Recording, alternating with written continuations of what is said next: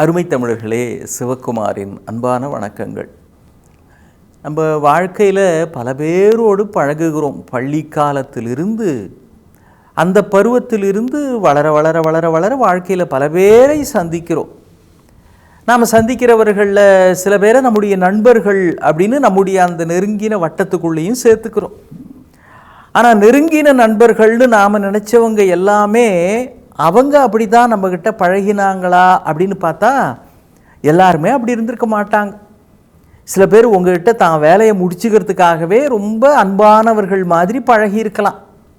வேலை ஆனவுடனே கழட்டி விட்டு போகிறவர்கள் நிறைய பேர் உண்டு. அவங்க சிரிக்கிற சிரிப்பு, சொல்லுகிற வணக்கம், காட்டுகிற அணுகுமுறை, நெருக்கம், இது எல்லாமே ஒரு சுயநலமான உள்நோக்கத்தோடு நம்மிடத்தில் பழகுவதற்காகத்தான் இருக்கும். கொஞ்சம் புத்திசாலியாக இருக்கிறவங்க அல்லது விவரமானவங்க முன்கூட்டியே அதை தெரிஞ்சுக்குவாங்க.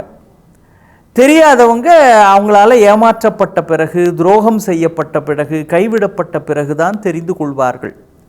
சில பேருக்கு அப்புறமும் கூட தெரியாது. அப்புறமும் பழையபடியே அவங்ககிட்ட நம்பிட்டு இருப்பாங்க. அவன் நெருக்கமான நண்பன் அப்படின்னு இவங்க பழகுவாங்க. ஆனால் அவங்கள பொறுத்த வரைக்கும் அன்பு வியாபாரியாக இருப்பாங்க. எப்படி அன்பு வியாபாரி? எப்படி அன்பை கொடுத்து பதிலுக்கு ஒரு வேலையை முடிச்சுக்கிறது, அன்பாக இருக்கிற மாதிரி காமிச்சு பதிலுக்கு ஒரு வேலையை முடிச்சுக்கிறது. எச்சரிக்கையாக இருக்கணும். இப்படிப்பட்டவர்கள்லாம் நம்மை பலவீனப்படுத்துவார்கள். ரொம்ப கவனமாக முன்கூட்டியே தேரான் ஆய்ந்தாய்ந்து கொள்ளாதான் கேண்மை அப்படின்னு திருவள்ளுவர் சொல்கிறார். ஒருத்தர் தான் பக்கத்தில் ரொம்ப நெருக்கமாக உங்கள் க்ளோஸ் சர்க்கிள் லிஸ்ட்டில் நீங்கள் வைக்கிறதுக்கு முன்னால் ஆய்ந்து ஆய்ந்து கொள்ளுங்கள் அப்படிங்கிறார். ஒரு தடவை அவன் யார் என்னன்னு யோசித்து பார்த்து தெரிஞ்சு சரியாக ஸ்டடி பண்ணி அப்புறமா அவனை க்ளோஸ் சர்க்கிளில் வச்சுக்க அப்படின்னு சொல்லலை. ஆய்ந்து ஆய்ந்து கொள்ளாதான் கேண்மை. நீங்கள் அவனை ஒழுங்காக அசஸ் பண்ணுங்க. அப்படி அசஸ் பண்ணுறது சரிதானான்றதையும் ஒரு தடவை அசஸ் பண்ணுங்கன்றார்.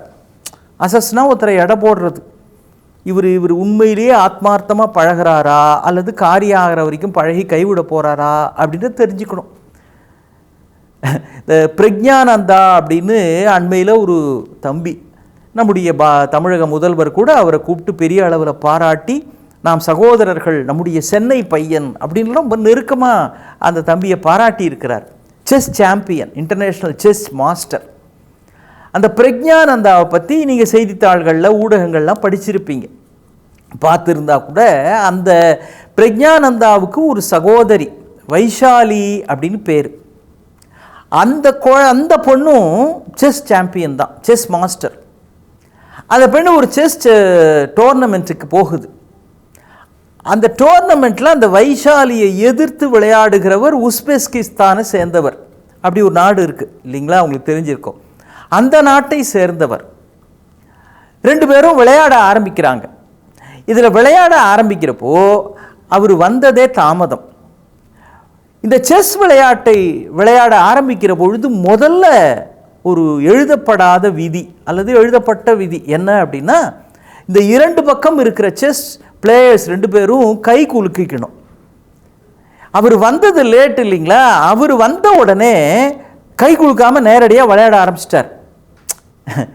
இதெல்லாம் அவசரத்தில் லேட்டாக தான் வந்தார் அப்படின்லாம் காரணம் சொல்லப்படலாம். அதெல்லாம் ஒரு வகையாக எதிராளியை பலவீனப்படுத்துறது.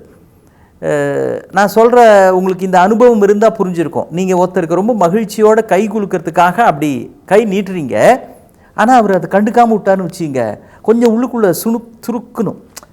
ஏன்னா நம்ம மதித்து பிரியமாக கை நீட்டுறோம், மரியாதையோடு கை நீட்டுறோம், ஷேக் ஹேண்ட் பண்ணுறதுக்கு என்னை கண்டு காணாமல் இருக்கிறானே அப்படின்னு. இதெல்லாம் ஒரு வகையில் பலவீனப்படுத்துவது.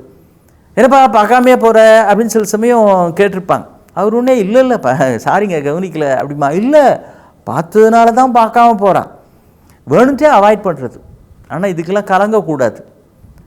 நீ கவனிக்கலனாலும் பரவாயில்ல, அதுக்காக நான் எந்த வேலையில் இறங்கி இருக்கிறேனோ, எந்த விளையாட்டில் வெற்றி அடைய வேண்டும்ன்றதுக்காக வந்திருக்கிறேனோ அதில் நான் எந்த வகையிலும் தளர்ந்து விட மாட்டேன் அப்படிங்கிற உறுதிப்பாடு நமக்குள்ளே இருக்க வேண்டும். இவன் வேணுட்டே தாமதமாக வருவது, அப்புறம் கை கொடுப்பதற்காக வைசாலி கை நீட்டிய பிறகு அதை கண்டும் காணாமல் இருப்பது, அப்புறம் மன்னிப்பு கேட்டார், அதெல்லாம் வேற இருந்தால் கூட இதெல்லாம் சின்ன சின்ன டெக்னிக்.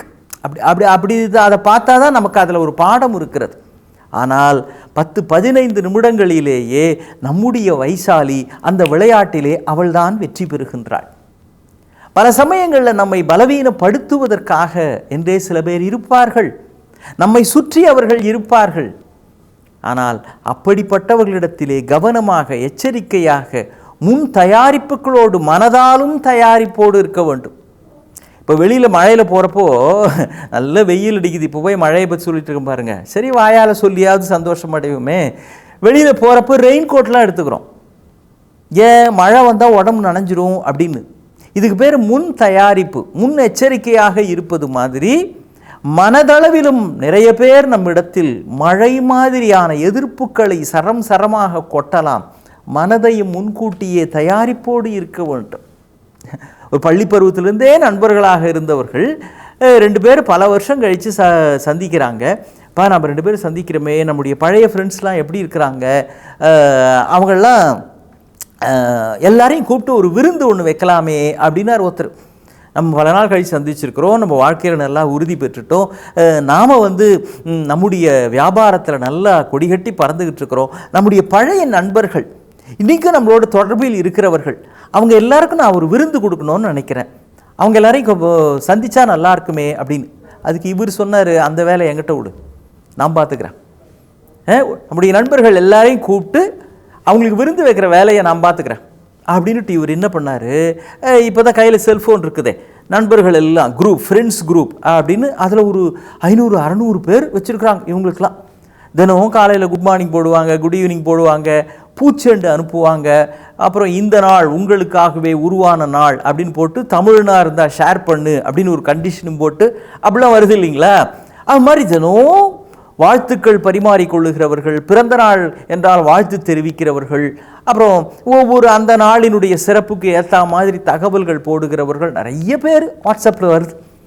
அத்தனை பேருக்கும் இவர் சொன்னாரே, என்கிட்ட இதை விட்டு நான் பார்த்துக்கிறேன் அப்படின்னு அவர் ஒரு தகவல் போடுறார்.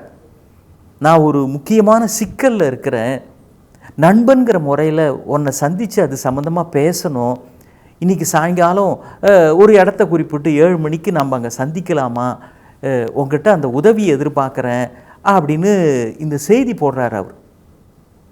இவர் எல்லாருக்கும், இவருக்கு அந்த குரூப்பில் இருந்து 500-600 பேருக்கும் அந்த செய்தியை பரிமாறிட்டார்.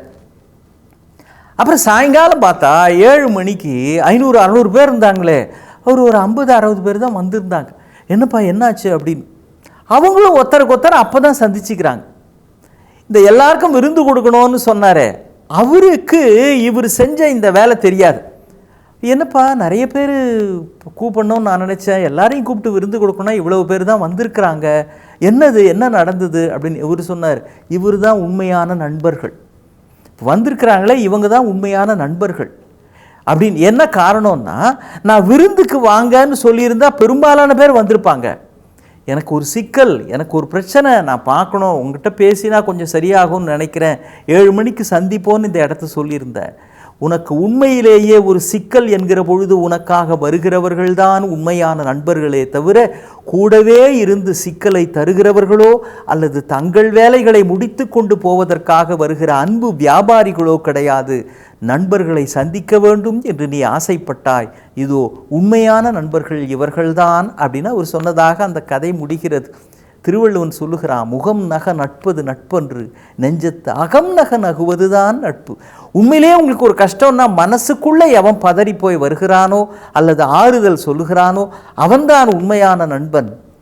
நம்மை சுற்றி இருக்கிறவர்களை அடையாளம் கண்டு கொள்வதும் நம்முடைய வெற்றிக்கு மிக மிக தேவையான தகுதி. மீண்டும் சந்திப்போம். வணக்கம்.